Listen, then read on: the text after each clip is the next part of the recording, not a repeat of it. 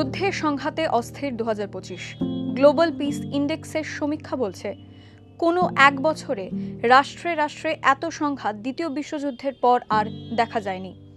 এই অশান্ত বিশ্বে শান্তির দেশ কোনগুলো?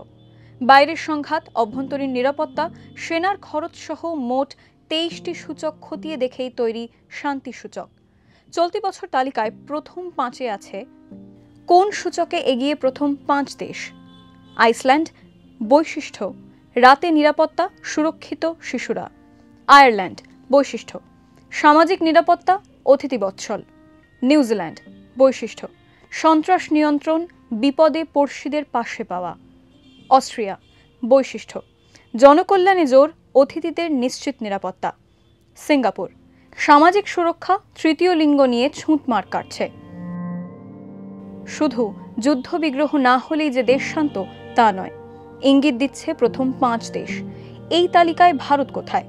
চলতি বছরে মোট 163টি দেশের মধ্যে ভারতের স্থান 115 নম্বরে। GPI score 2.229। 2023-এ ভারতের ঠাঁই হয়েছিল 126 নম্বরে। 2024-এ অনেকটি এগিয়ে ভারত উঠে আসে 116 নম্বরে। শান্তি সূচকের তালিকায় ভারতের প্রতিবেশী দেশ পাকিস্তান 144 নম্বরে, বাংলাদেশ 123 নম্বরে, শ্রীলঙ্কা 97 নম্বরে, আফগানিস্তান 158 নম্বরে। সামগ্রিকভাবে অশান্ত বিশ্ব, তবে সাম্প্রতিক সংঘাত মাথায় নিয়ে অবশ্য শান্তির পথে সামান্য হলেও এগিয়েছে ভারত। भारत न्यूट्रल नहीं, भारत का पक्ष है और वो पक्ष शांति का है।